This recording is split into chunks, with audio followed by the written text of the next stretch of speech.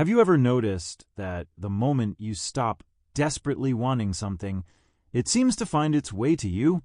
Or that when you finally let go of trying to control every aspect of your life, things mysteriously fall into place? This isn't just coincidence or mystical thinking. It's a profound psychological principle that Carl Jung, one of the most influential minds in psychology, explored throughout his work. Today, we're diving deep into a paradox that might completely transform how you approach your life: the liberating power of not caring. But before you click away thinking this is about becoming apathetic or giving up on your dreams, understand this. What Jung meant by not caring is radically different from what you might think. It's not about becoming indifferent to life. It's about freeing yourself from the prison of desperate attachment.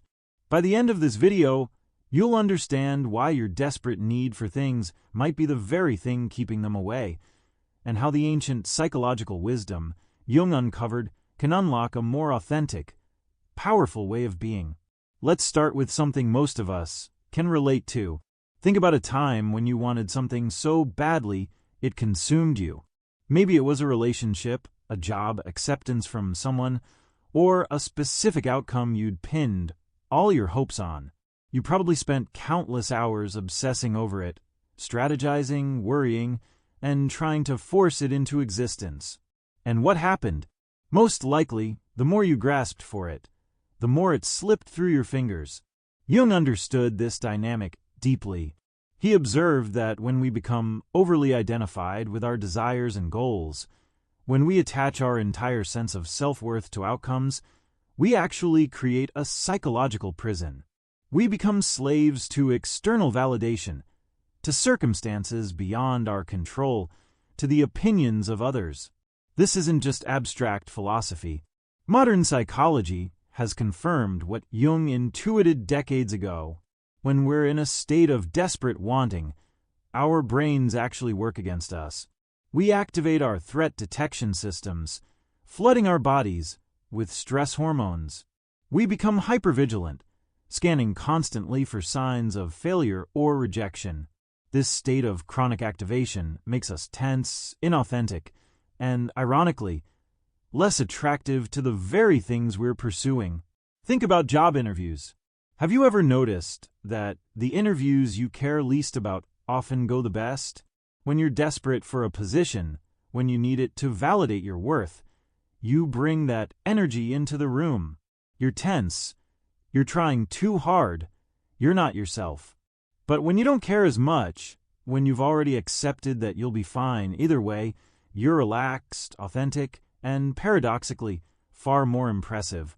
The same principle applies to relationships.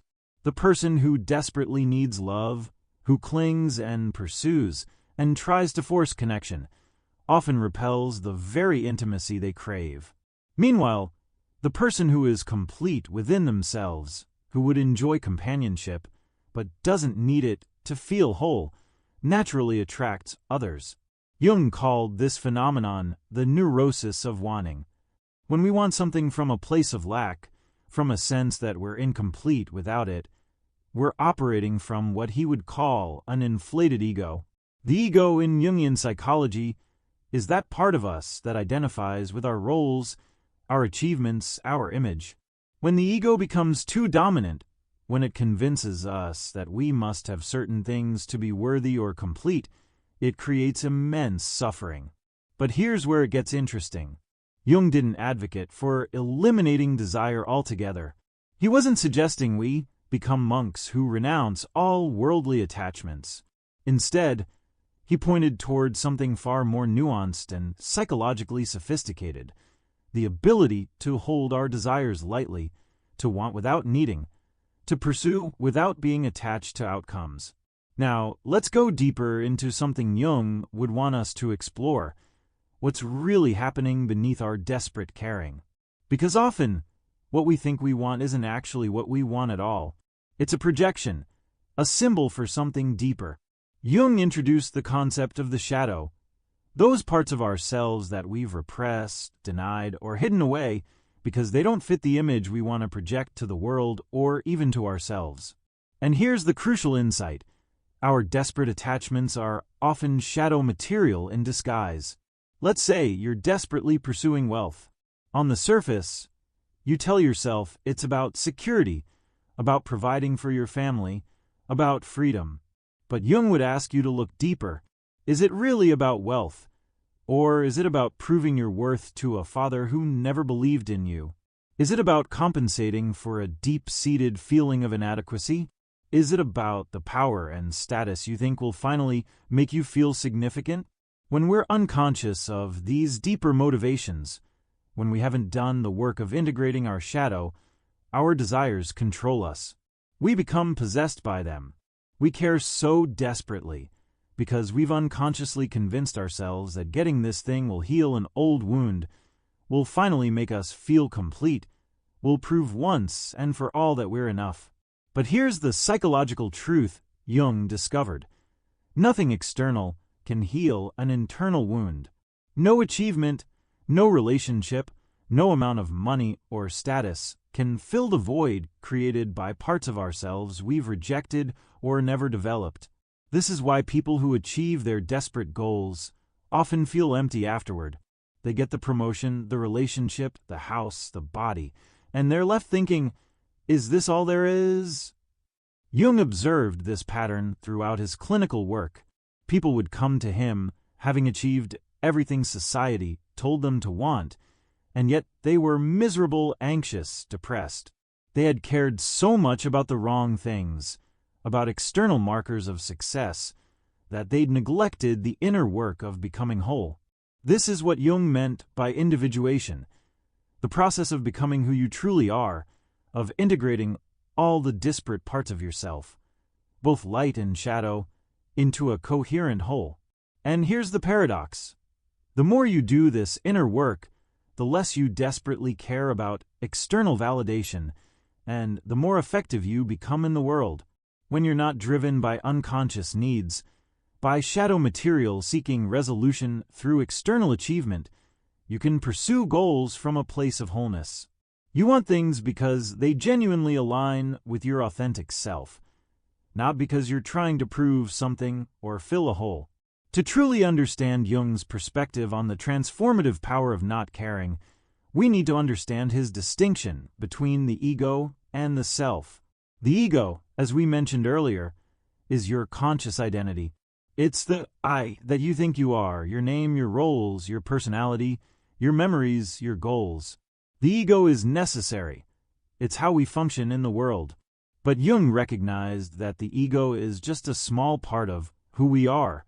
The self, with a capital S, is the totality of your being, conscious and unconscious, light and shadow, all the potential you carry. It's the organizing principle of your entire psyche, the deeper wisdom that's guiding your development, even when your conscious ego has no idea what's happening.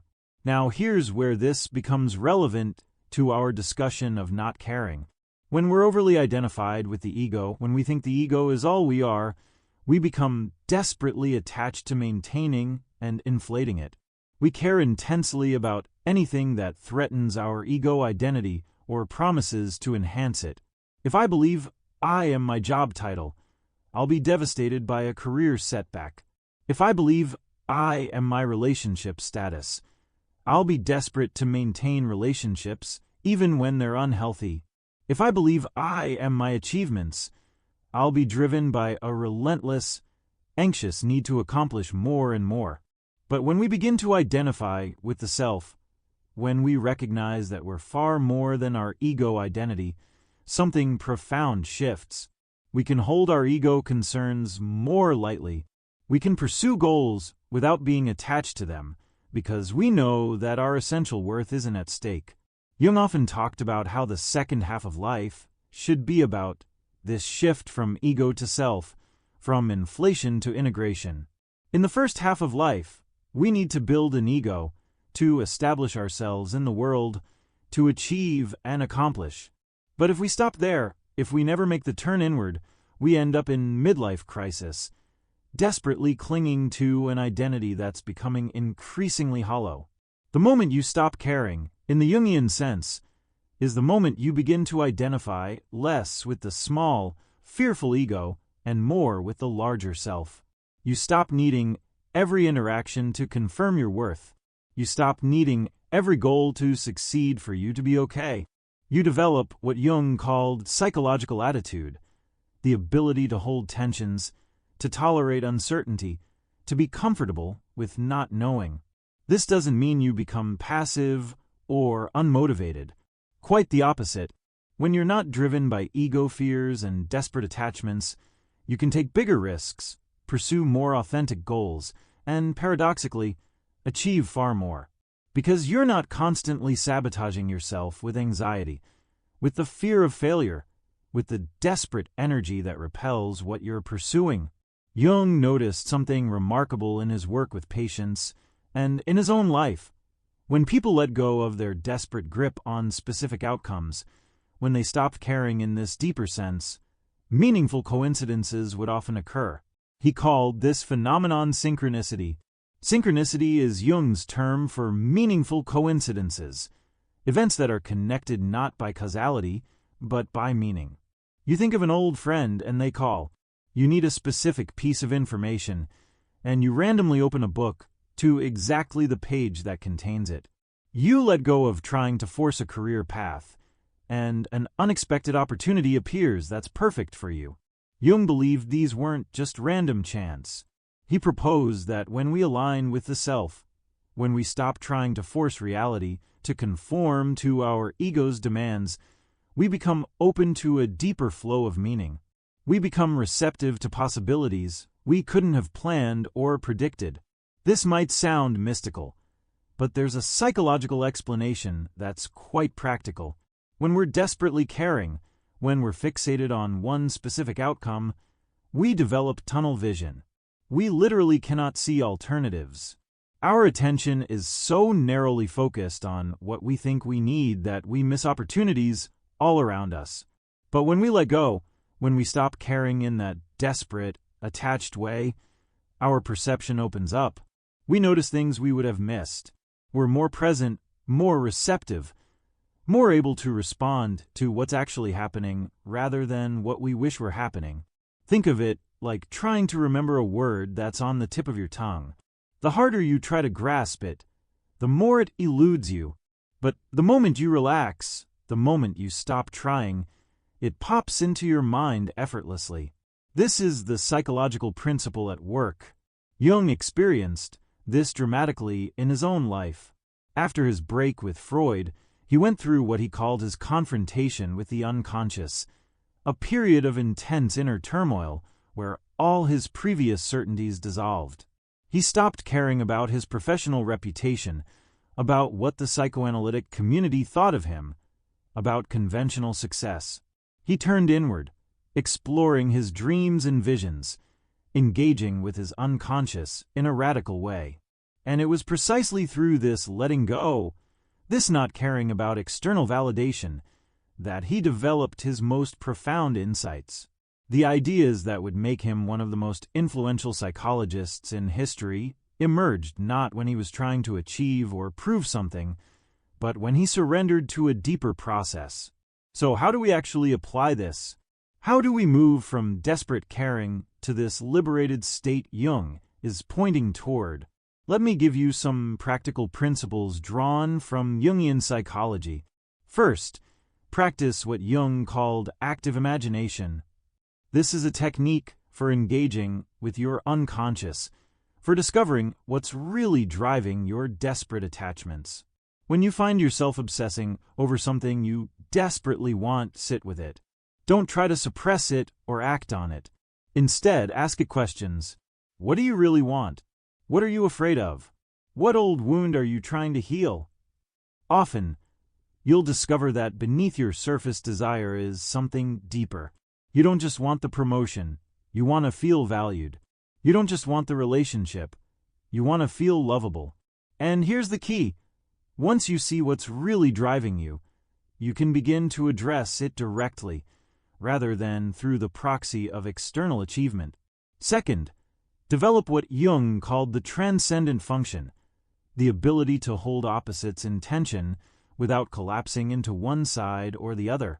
Can you want something and be okay not getting it? Can you pursue a goal and be detached from the outcome? Can you care deeply about people while also maintaining your boundaries and sense of self? This isn't easy. Our minds want to resolve tension, to choose one side or the other. But Jung recognized that psychological growth happens precisely in this space of tension, in what he called the creative middle. When you can hold both desire and detachment, care and non-attachment, you develop a more complex, mature psyche. Third, engage in what Jung called the withdrawal of projections. Much of our desperate caring comes from projecting our unlived life, our shadow material, our unrealized potential onto external people and situations. We think getting this job, being with this person, achieving this goal will finally make us whole. But nobody and nothing can live your life for you. When you withdraw these projections, when you take responsibility for your own wholeness, external things lose their hypnotic power over you. You can appreciate them without needing them. You can pursue them without being possessed by them. Fourth, cultivate what Jung called the religious attitude.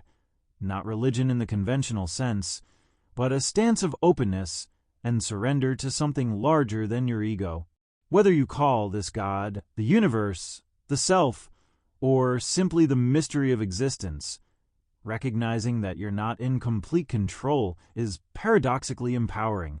When you accept that life unfolds in ways you cannot always predict or control, when you develop trust in the process, you stop trying to force and manipulate every outcome. You do your part, you show up fully, and then you let go. This is the essence of not caring in the Jungian sense. So, what actually happens when you make this shift?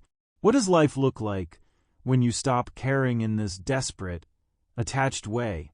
First, you experience a profound sense of freedom. When you're not constantly worried about outcomes, about what people think, about whether you're measuring up, you're free to be yourself. You can take risks you would never have taken before because failure doesn't threaten your core identity. Jung observed that people who made this shift became more creative, more spontaneous, more alive. They stopped living according to collective expectations and started living from their authentic nature. This is what he meant by individuation, becoming who you truly are rather than who you think you should be. Second, you become more effective in the world. This is the great paradox. By caring less, you achieve more. Because you're not operating from a place of desperation and fear, you're more confident, more relaxed, more magnetic. You make better decisions because you're not driven by anxiety. You take better opportunities because you're not settling out of fear. Think about the best performers in any field. They're not the ones who are desperately trying to prove something. They're the ones who are in flow, who are enjoying the process, who would be okay even if they failed. This state of relaxed confidence is only possible when you stop caring in that ego-driven, desperate way. Third, your relationships transform. When you don't need people to complete you, when you don't need their approval to feel worthy, you can actually connect with them authentically. You're not trying to manipulate or impress or control. You're simply present, offering your genuine self and allowing others to do the same. Jung noticed that people who did this inner work naturally attracted healthier relationships. They stopped repeating dysfunctional patterns because they were no longer driven by unconscious needs. They could choose partners consciously, based on genuine compatibility rather than unconscious drives. Fourth, you develop resilience. Life inevitably brings disappointments, losses, failures. When your sense of self isn't dependent on specific outcomes, you can weather these storms with grace. You grieve what needs to be grieved, you learn what needs to be learned, and you move forward without being destroyed by setbacks. Jung himself faced tremendous professional rejection and personal challenges. What allowed him to persist, to continue developing his ideas despite opposition, was precisely this quality of not caring what the establishment thought of him. He was committed to his inner truth, to following where his explorations led, regardless of external validation. So here's what Jung wants us to understand. The moment you stop caring, not in the sense of becoming apathetic, but in the sense of releasing desperate attachment, everything changes because you change. You stop being a person driven by fear, by lack, by the need to prove something. You become a person who is whole within themselves, who can engage with life from a place of abundance rather than scarcity. And when you operate from this place, life responds differently to you. This is the great secret hiding in plain sight. What you're desperately seeking is already within you. The wholeness you're trying to achieve through external means can only be found through inner work. And the moment you realize this, the moment you stop looking outside yourself for completion, you discover a freedom and power you never knew you had. Jung spent his entire career pointing toward this truth in different ways. The journey of individuation, the integration of the shadow, the relationship between ego and self, all of these concepts are really about the same fundamental shift from desperate, attached caring to a liberated engagement with life. This doesn't happen overnight. It's a process, often a lifelong one. But every step you take toward this way of being transforms your experience of life. You become less reactive, more grounded, more authentically yourself. You pursue your goals with energy and passion, but you don't collapse when things don't go as planned. You love deeply, but you don't lose yourself in relationships. You engage fully with life while maintaining an inner core that remains undisturbed. So I'll leave you with this question, the same question Jung posed to his patients. What would your life look like if you stopped desperately caring about all the things you think you need to be complete? What if you already are complete, and the work is simply to realize it? Think about that. And in the meantime, if this video resonated with you, let me know in the comments. What are you holding too tightly that you need to release? What would change in your life if you stopped caring in this deeper sense? Thanks for watching. Until next time, remember, the moment you stop caring, everything changes, because the person doing the caring transforms into someone who no longer needs external validation to know their worth.